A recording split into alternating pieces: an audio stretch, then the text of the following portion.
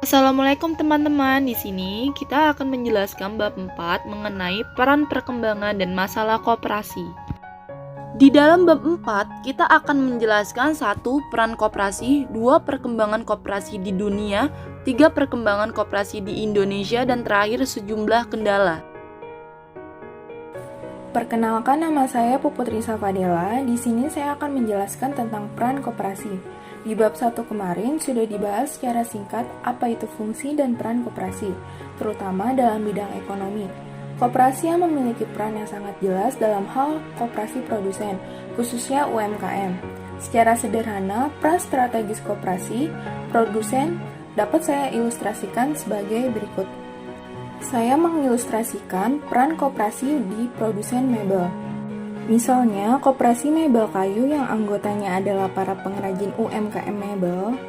Dari hal tersebut, kita dapat melihat dua keuntungan utama yang menjadi anggota koperasi seorang produsen mebel, yakni yang pertama, dalam pembelian bahan baku, harga per unit menjadi lebih murah jika dilakukan oleh koperasi, karena volume pembeliannya lebih besar dibandingkan apabila produsen tersebut harus membelinya secara sendiri.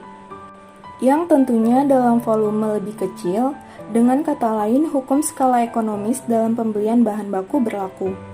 Yang kedua dalam hal pemasaran. Lewat sebuah koperasi lebih mudah menembus pasar, karena volume lebih besar. Misalnya, seorang pembuat mebel skala kecil mampu menghasilkan kursi dan meja berkualitas dalam sebuah hotel dan apartemen bersedia membelinya. Namun, karena kapasitas produksinya sangat terbatas, produsen tersebut tidak mampu memenuhi permintaan hotel. Dalam hal tersebut, sedangkan hotel tersebut merugi apabila harus membeli dalam jumlah yang kecil dari banyaknya produsen mebel. Nah, melalui sebuah koperasi yang beranggotakan banyak mebel, maka mebel buatan produsen tersebut bisa dijual ke hotel tersebut. Berdasarkan mebel-mebel buatan anggota lainnya tentu yang punya kualitas dan asumsi yang sama. Dengan arti, melalui produsen-produsen mebel yang tadi, kita melakukan dalam sebuah koperasi adalah membuka kesempatan kerja untuk bekerja sama dengan produsen mebel lainnya. Selain dua keuntungan yang sudah tadi saya jelaskan, keuntungan lainnya bagi seorang produsen menjadi anggota koperasi adalah pendanaan. Pendanaan yang saya maksud di sini adalah jika seorang produsen ingin mengajukan pinjaman secara pribadi ke sebuah bank, lewat koperasi, secara resmi memiliki aset berharga dapat dijadikan jaminan seperti lahan dan bangunan, bahkan pabrik. Maka dari itu, pinjaman bisa dilakukan. Indikator untuk mengukur besarnya peran koperasi dalam perekonomian Indonesia. Yang pertama, rasio output koperasi terhadap PDB. Yang kedua, rasio jumlah kesempatan kerja yang diciptakan oleh koperasi. Secara langsung yaitu pegawai dan manajer koperasi, dan yang secara tidak langsung yaitu pekerja di UMKM yang menjadi anggota koperasi.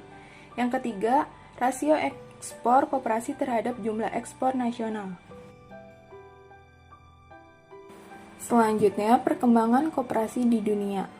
Pada pertengahan dekade 90-an, PBB memperkirakan bahwa kehidupan dari hampir 3 miliar orang atau dari setengah jumlah populasi dunia terjamin oleh perusahaan koperasi.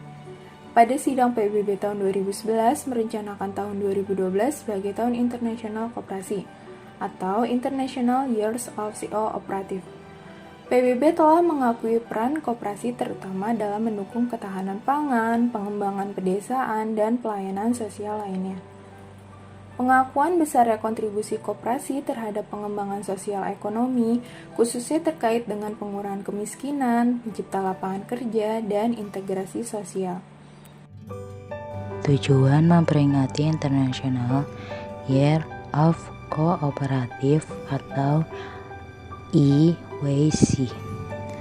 Yang pertama yaitu untuk meningkatkan kesadaran masyarakat tentang koperasi dan kontribusinya dalam pembangunan sosial ekonomi dan pencapaian tujuan utama milenium. Dan yang kedua, mempromosikan dan menumbuhkan koperasi serta mendorong pemerintah untuk menetapkan kebijakan hukum dan peraturan yang lebih kondusif untuk pembentukan dan pengembangan koperasi.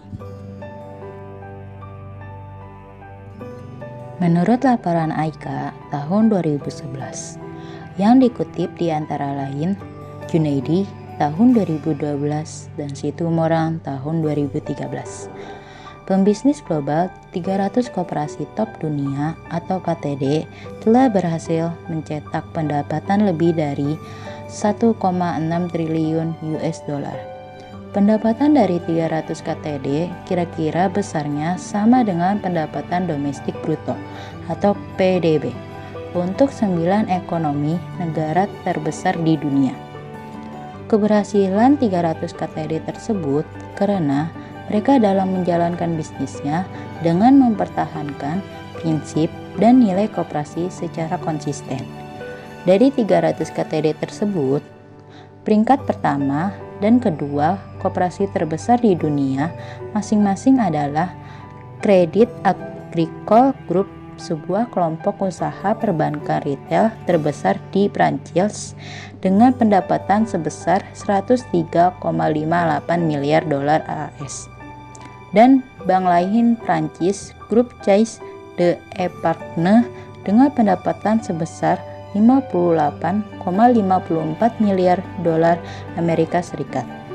Gerakan koperasi The Desjardins dengan lebih dari 5 anggota adalah pencipta kesempatan kerja terbesar di Prouta, Quebec. Banyak koperasi pertanian mendirikan industri pupuk dan banyak koperasi yang terlibat dalam kegiatan-kegiatan pengeboran minyak bumi. Banyak koperasinya yang memiliki pangsa yang cukup besar di pasar global. Misalnya, koperasi-koperasi gula menguasai sekitar 35% dari produksi gula dunia. Selanjutnya, perkembangan koperasi di Indonesia. Pada tahun 2001, jumlah koperasi di Indonesia tercatat sebanyak 26 juta orang. Jumlah itu jika dibandingkan dengan koperasi per Desember 1998 mengalami peningkatan sebanyak 2 kali lipat. Jumlah koperasi aktif dalam 3 tahun berturut-turut juga mengalami perkembangan yang cukup menggembirakan. Jumlah koperasi aktif per November 2001 sebanyak 96.180 unit atau sekitar 88,14% dari jumlah koperasi saat itu.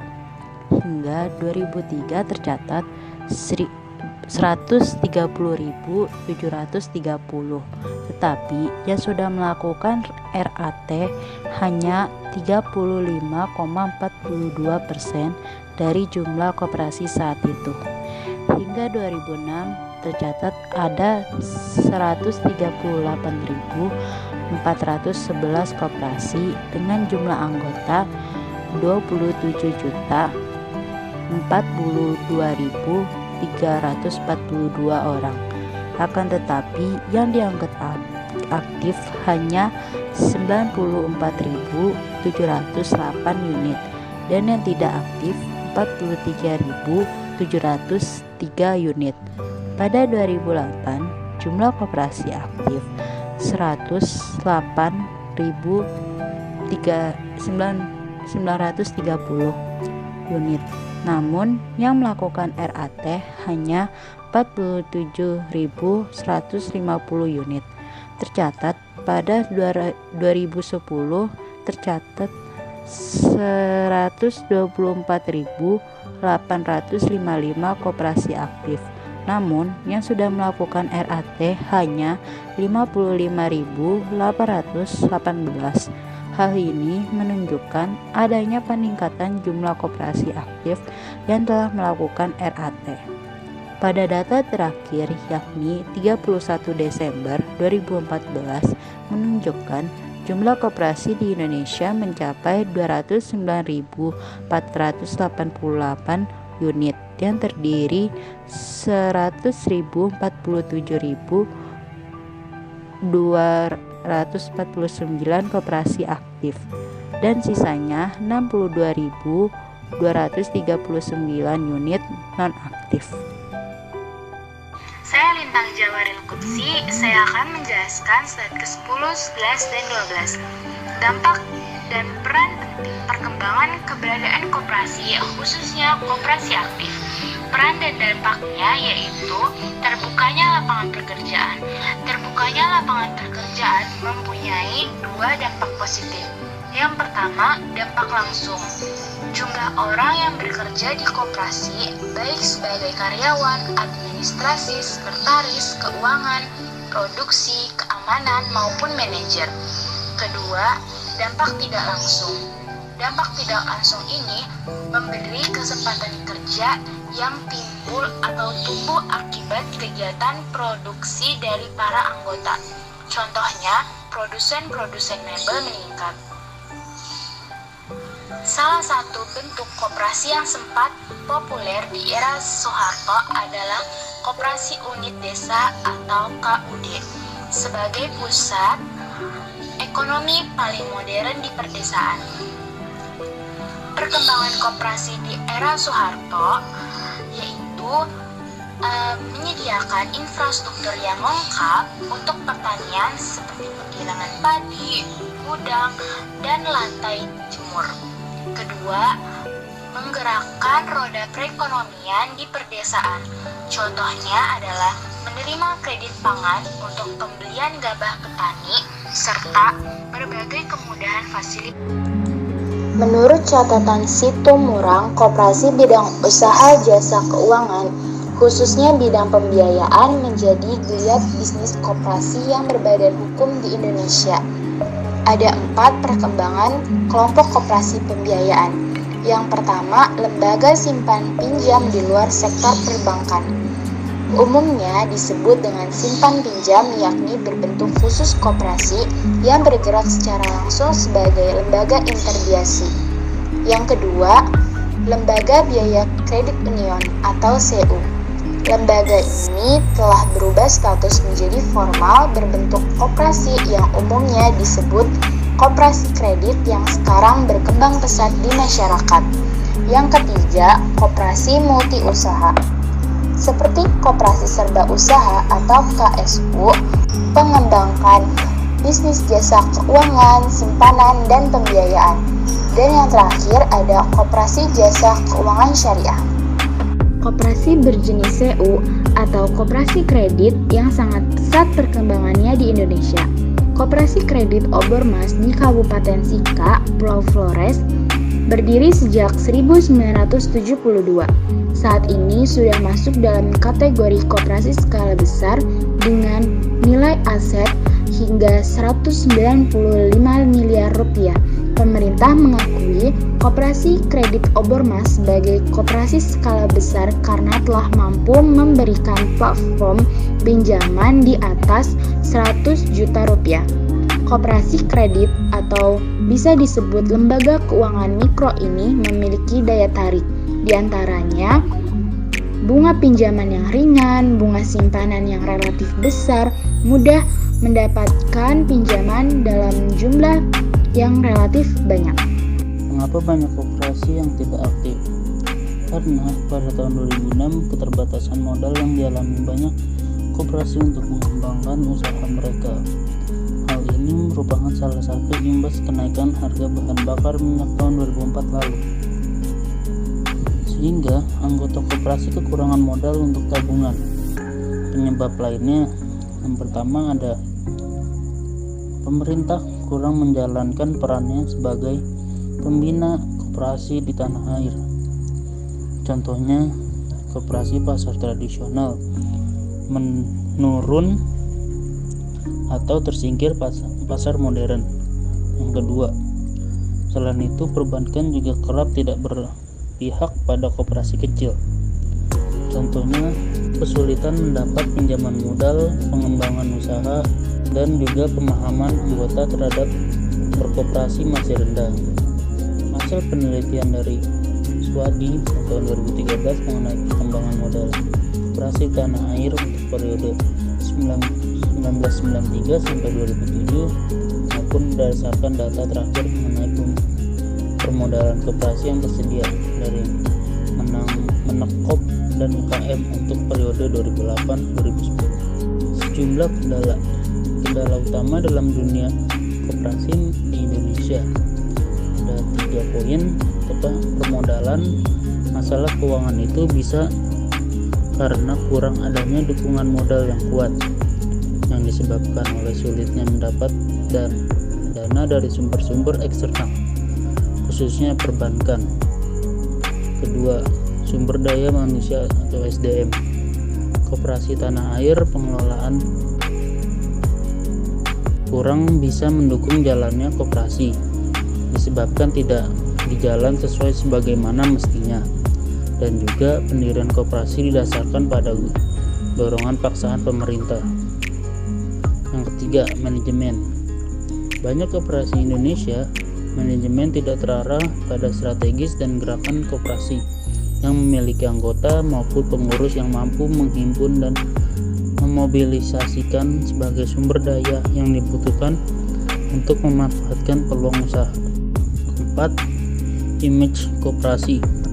Di Indonesia pada umumnya memandang koperasi sebagai ekonomi kelas 2 yang hanya dijalankan oleh orang-orang tidak pintar dan miskin, bukan sebagai suatu usaha yang memberikan penghasilan tinggi seperti perusahaan-perusahaan besar atau modern non-koperasi.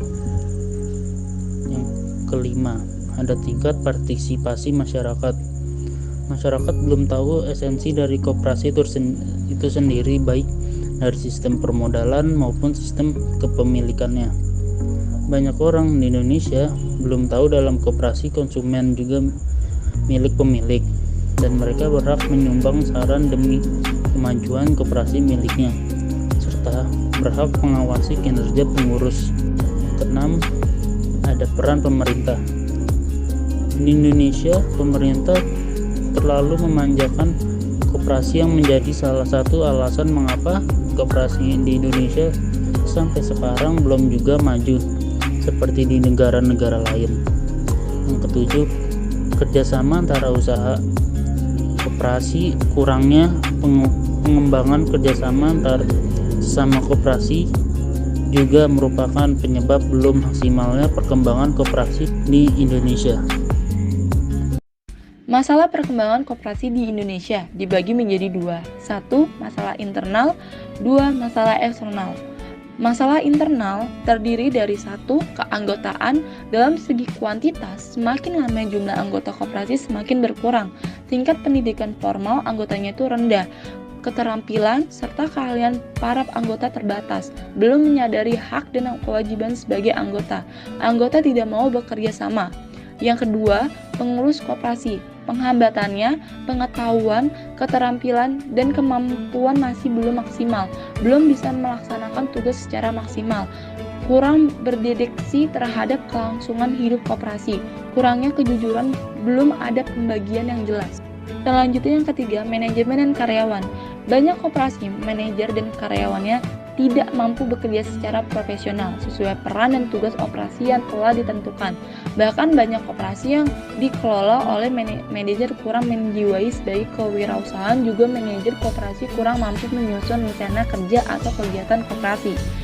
Yang keempat, pengawasan koperasi. Faktor masalahnya, kemampuan pengawasan belum memadai. Banyak koperasi dalam pembukuannya itu belum lengkap dan tidak siap untuk diperiksa.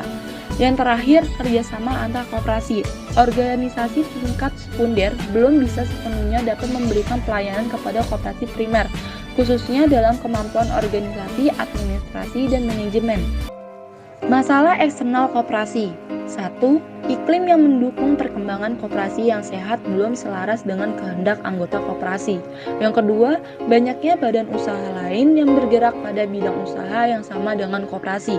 Yang ketiga, akses koperasi masih relatif terbatas ke sumber-sumber permodalan formal. Yang terakhir, kurang fasilitas-fasilitas yang dapat menarik perhatian masyarakat terhadap keberadaan atau perkembangan koperasi. Sekian dari kelompok kami, kurang lebihnya mohon maaf. Wassalamualaikum warahmatullahi wabarakatuh.